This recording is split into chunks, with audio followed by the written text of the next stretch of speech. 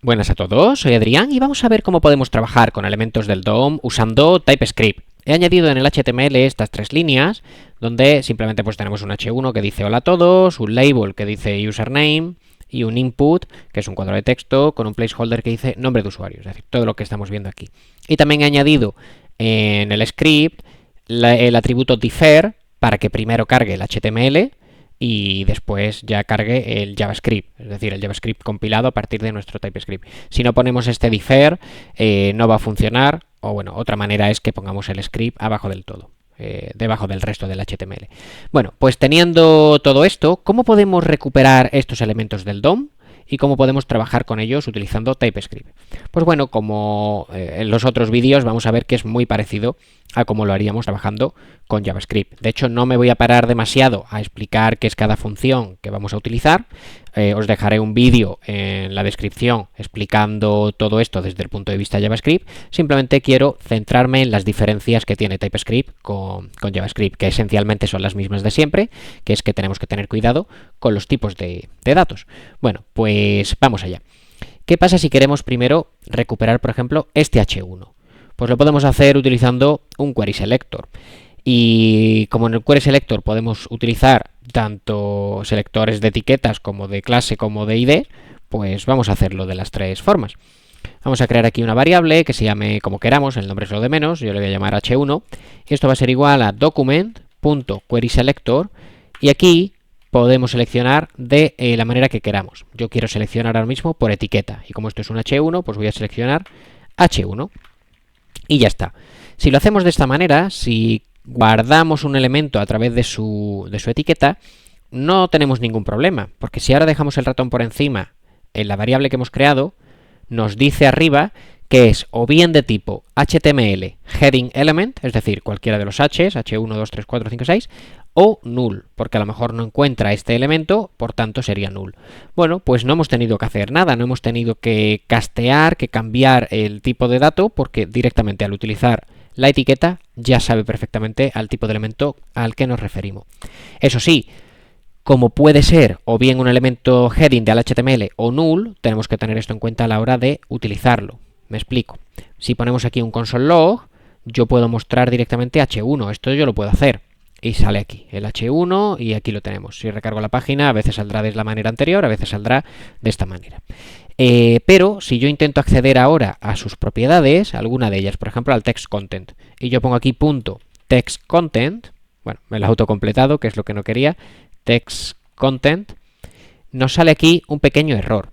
El text content aparece, pero aquí nos sale un pequeño error, que si dejamos el ratón por encima nos dice, oye, H1 es posiblemente nulo. Bueno, pues esto tiene una solución también muy sencilla, que es utilizar optional chaining, donde ponemos simplemente un cierre de interrogación. Esto significa que si es nulo, si esto es nulo, no intentes buscar esta propiedad. Y si no es nulo, búscala. Bueno, pues si utilizamos un query selector con una etiqueta en TypeScript, esto es lo único que tenemos que tener en cuenta. Vale, pero ¿qué pasa si intentamos seleccionar un elemento no a través de su etiqueta? Porque aquí claramente le estamos diciendo que es un H1. Pero si intentamos seleccionar un elemento a partir, por ejemplo, me voy al HTML, a partir, por ejemplo, de un ID, de lo que sea, de una clase, por ejemplo, en este H1, aparte del H1 tenemos la clase title.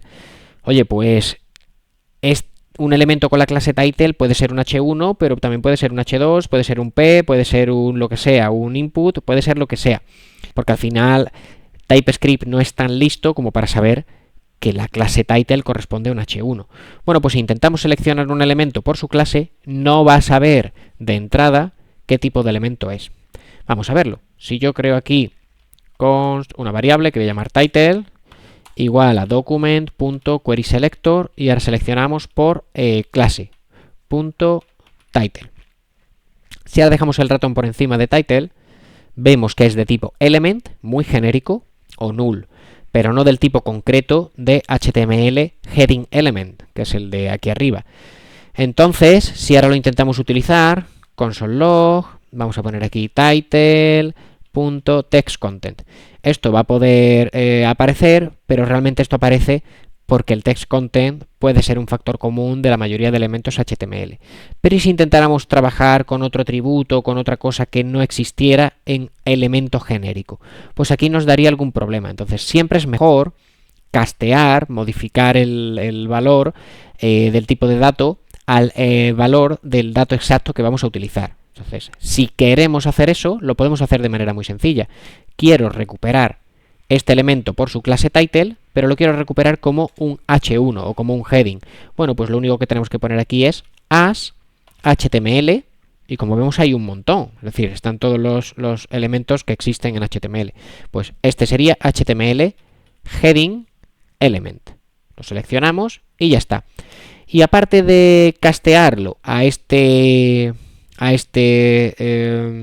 tipo de dato, ya le estamos diciendo que va a existir, que no cabe la posibilidad de que sea nulo. Si dejamos el ratón por encima, como vemos ahora es de tipo de dato HTML heading element, pero ya no va a ser nulo. Así que esto lo tenemos que usar con cuidado y lo tenemos que usar únicamente cuando sepamos que el elemento va a existir, es decir, cuando no sea un elemento dinámico.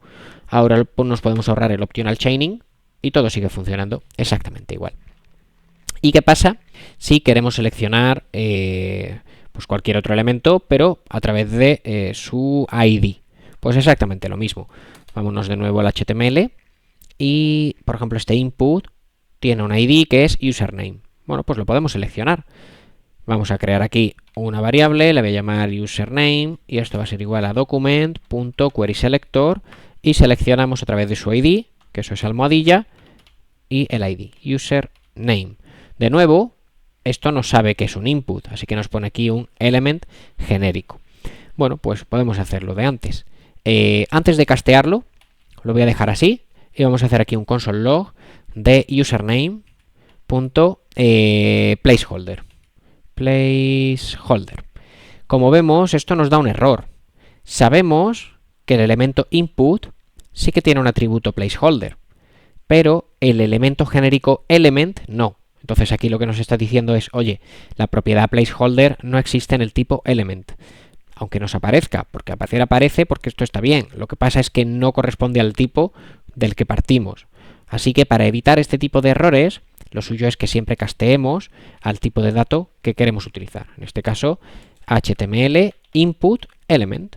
Y ya está. Y ya se arregla todo, se quitan los problemas y todo sigue funcionando bien. Así que como vemos, la manera de trabajar con el DOM, de seleccionarlo, de crear variables y de utilizar las variables es prácticamente la misma que en JavaScript, que repito, dejaré un vídeo en la descripción para si hay alguna duda, alguien no le queda del todo claro cómo trabajar con esto, pero es prácticamente la misma que en JavaScript y lo único que tenemos que tener en cuenta, como siempre en TypeScript, es el tipo de dato. Bueno, pues esto sería todo. Espero que os haya sido útil. Hasta la próxima.